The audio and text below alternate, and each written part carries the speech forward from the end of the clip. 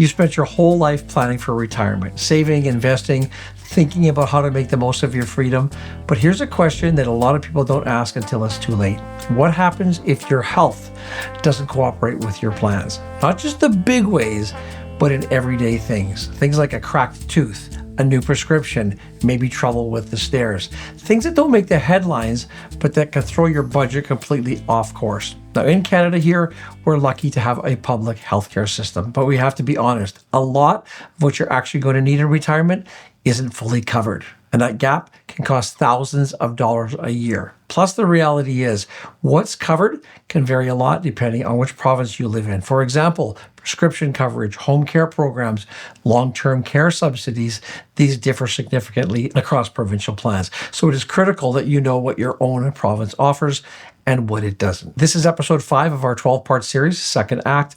And in this episode, we're going to tackle the real, often overlooked side of retirement planning, and that is healthcare costs. How much should you expect to spend? What isn't covered?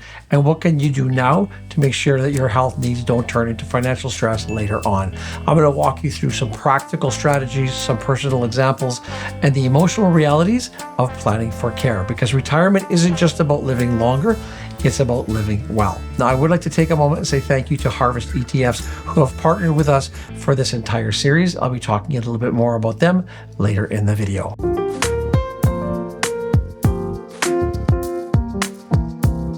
Let's bust a myth right up front. Yes, Canada does have public health care. Yes, doctor's visits, hospital stays, they are covered.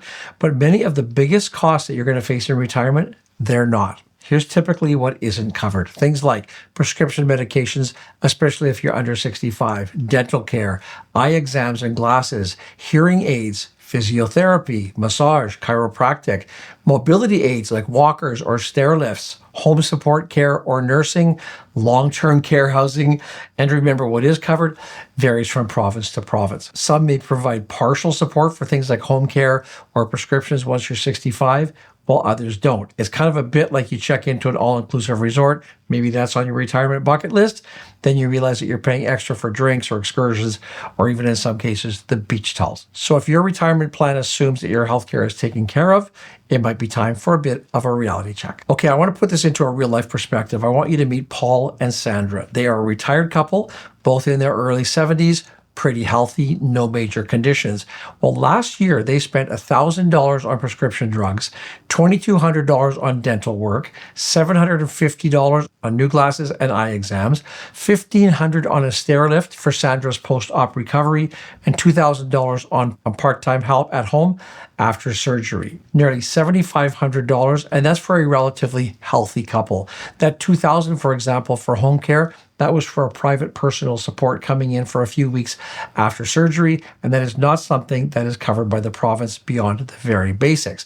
Now imagine if one of them develops a chronic condition, or what if one of them needs more regular home support? That number could easily double. If you're living in a rural area, don't forget about things like travel, specialist appointment, surgeries or procedures may require overnight stays, gas, hotel costs, even flights. Now, some provinces do offer reimbursement, but usually not full coverage. So the question really isn't if you're going to spend on healthcare and retirement, it's how much and whether or not you're prepared. We have to spend a few minutes here talking about the risks of ignoring this. Number one is budget shock. Unplanned health expenses can wreck your monthly cash flow. Maybe you plan for $300 a month for extras, but a dental implant, that can cost $5,000. Maybe a medication that isn't covered, and that might run you $150 a month. Suddenly, you're dipping into your RIF or your TFSA just to stay afloat. Number two is poor insurance transitions. A lot of retirees will lose their workplace benefits at retirement, and then they forget to replace it. There is usually an option to transfer the group coverage to individual coverage. But if you miss that transfer window, that's like going from full coverage to flying without a parachute. That's a real risk if you're not paying attention when you do retire. Now, number three, delayed or skipped care. And this to me is the most dangerous risk. People might start skipping things like physio.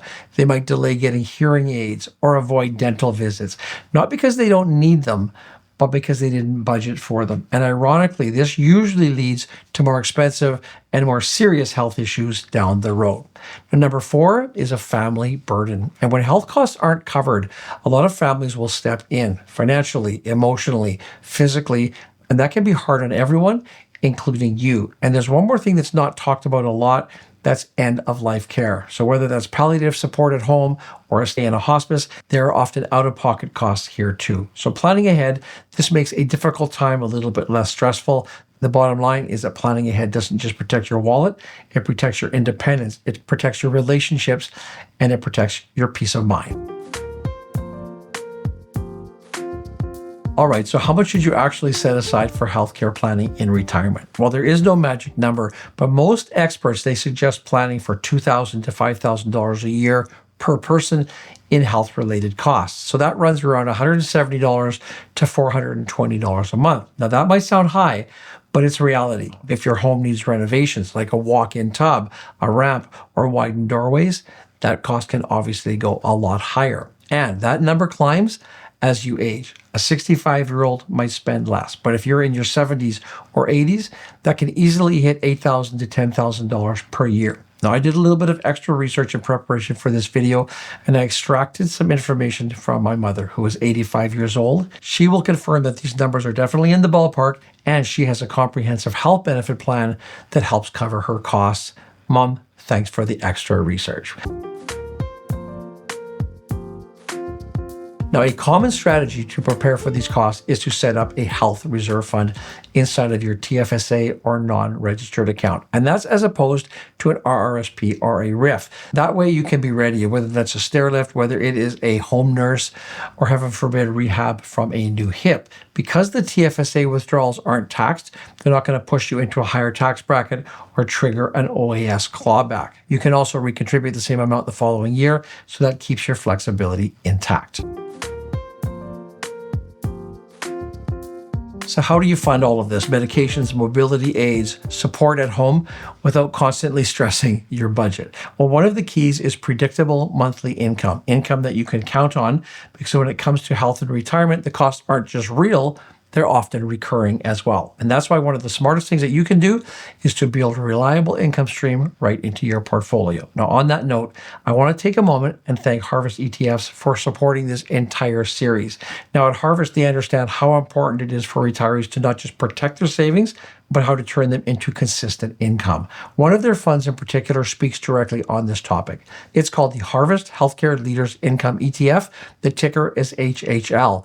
And this fund focuses on global healthcare companies, names that you know and trust. And here's the beauty of it. It combines exposure to this essential growing sector with a covered call strategy that generates monthly income. So not only are you investing in an industry where we all know is going to continue to grow with time, you're also getting dependable income that can help you manage rising healthcare expenses. Now, in a way, HHL does exactly what this video is about. It gives you a plan that supports both your financial health and your physical health. To learn more, visit harvestetfs.com. You can find a link in the description of this video. Now, I want to shift gears for a second here and talk about solutions. How do you actually prepare for health costs in retirement? Here are 5 practical strategies. Number 1, consider private health insurance. There are companies like Blue Cross, Green Shield, Manulife, or other insurance companies that offer health and dental plans for retirees.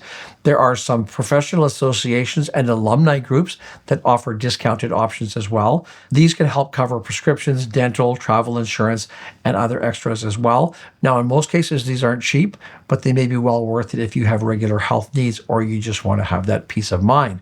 Now, number 2, you can use your TFSA as a health emergency fund. As I mentioned, unlike RRSPs, TFSA withdrawals don't count as taxable income. So that means there's no tax bill, there's no OAS clawback, there's no impact on your guaranteed income supplement eligibility if that's applicable to you. And even if you don't spend it every year, it's there when you need it and you can always recontribute later.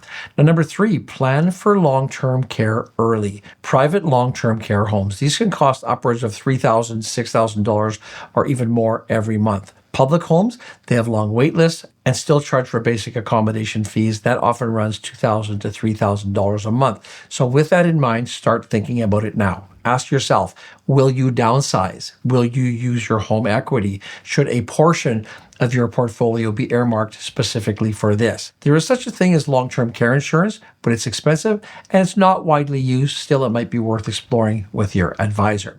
Now, number 4, adjust your withdrawal strategy. If you know that your health costs are likely to increase in retirement, then you can structure your income accordingly. Maybe you can set up a separate bucket just for health-related spending so that you don't touch your main income stream. Maybe you could set up a strategy where you draw slightly more early on and less later, or the reverse. Now, in the next video in this series, I'm going to be talking about the Canada Pension Plan and the Old Age Security and when's the best time to start taking those pensions. So be sure not to miss that episode. Now, number 5 on this list, talk to your advisor about health specifically. If you work with a financial planner, you can ask them, have we accounted for rising health costs? Should we allocate a specific portion of our income or our assets for this? How do we keep our taxable income low while covering surprise medical bills? Most of the plans I've seen out there focus on lifestyle and longevity, but this is a major missing piece for many Canadians. Let's take a step back here for a second and talk about something that doesn't show up on a spreadsheet. And I'm talking about how this all feels. And for a lot of people, if you need help with health or mobility, that can be very, very emotional. You might feel like you're losing your independence, or you might feel like you're becoming a burden, or just frustrated that your retirement isn't going the way that you hoped. First off, that's normal. But what makes it worse is when the financial side is messy, when you are making hard health decisions based on money and not what's best for you. So think of this as not just planning for costs, but planning for dignity, for peace of mind, and for choice. And that's what retirement should be about. Healthcare and retirement isn't just staying alive, it's about staying well, physically, financially, emotionally. Yes, there are gaps in the system.